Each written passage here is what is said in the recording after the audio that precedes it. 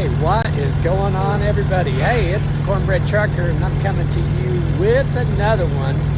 This time I'm in Ontario, California at the truck stop. What I was wanting to talk about tonight was today, I guess, is about something I seen last night.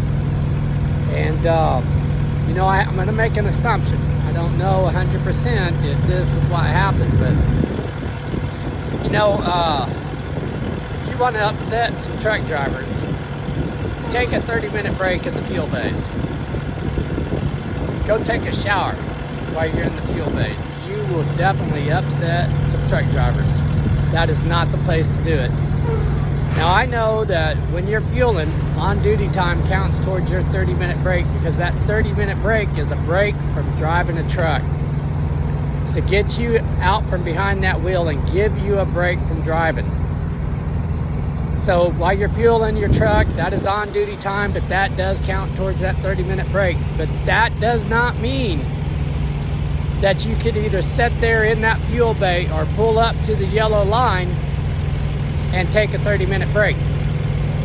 Now, I know sometimes there's a line and you're waiting in line to fuel, and that eats up some time, and then you move up, you fuel, that eats up some time, and then you move up to the yellow line and you can run into the truck stop real quick, grab your drink, use the restroom, whatever it is you need to do, something real quick, and by the time you're done with that 30-minute break is up.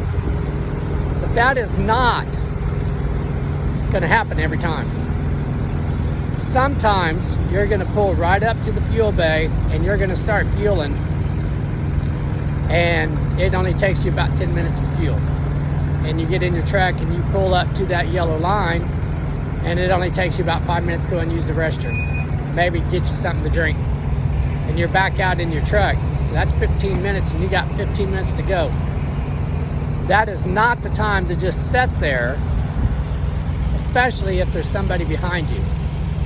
So last night, I was pulling into the Pilot in Lake Havasu, Arizona. Always fuel before I come into the state of California. It's just what I do.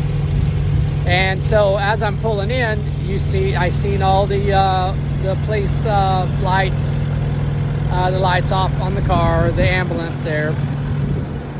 And what had happened was a trailer had detached from the tractor when the driver was making a right-hand turn onto the on-ramp to get back on the I-40. And there's quite a bank there.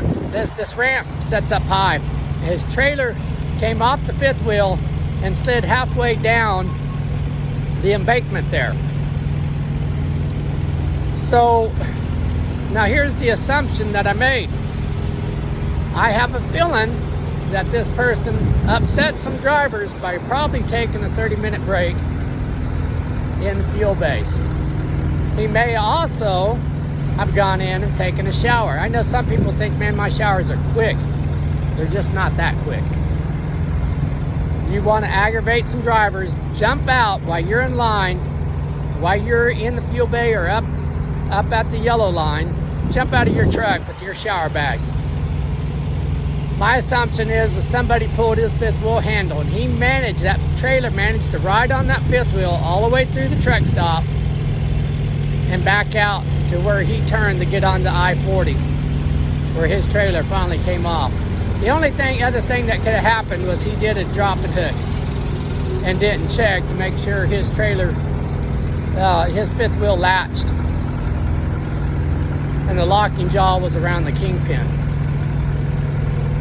And that's another lesson to be learned. When you go in somewhere or you go to bed for the night, you get up in the morning, you do your pre-trip, it's a good idea to take a look and make sure that release handle is all the way in, and make sure that locking jaw is around that kingpin. Even though it was there last night, may not be there in the morning. And that's the same with just going in for 10 minutes, 5 minutes, 2 minutes, whatever it takes. When you come out, it's a good idea to take a look at that. That gentleman's got a pretty good ticket. Who knows? I don't know if he had a load on that trailer. That if he did, it's probably damaged. Load's probably shifted all over. That driver may not even have a job because of not doing something simple and looking at that fifth wheel. So, like I said, this is an assumption that he aggravated upset some driver, but it happens so often that is what I most likely believe happened, is that he just pissed somebody off, and when he went inside, they fixed him. So just something to think about when you're out here on the road, when you're in your truck, especially you new drivers, you're just learning. Sometimes it feels so much easier to want to take that break there than risk backing up into a parking spot. But parking spot is the better place to take your break, not in the fuel bay. Be respectful of other people's time. You know, we all got deadlines to meet. We all got a clock that we're working against. You got so much time to fuel and get somewhere, and when you have to wait in line, you know, it's not the waiting in line that's so aggravating. It's the waiting in line because somebody wants to take the 30-minute break and eat their lunch, eat their dinner in the fuel bay, wants to run in, take a shower, has no consideration for the next guy. So just something to think about. That's all I got for this one. So everybody, man, have a great day. It is beautiful here. It's warm. There is some snow on the mountains. But other than that, I think it's every bit of 80 degrees out here right now.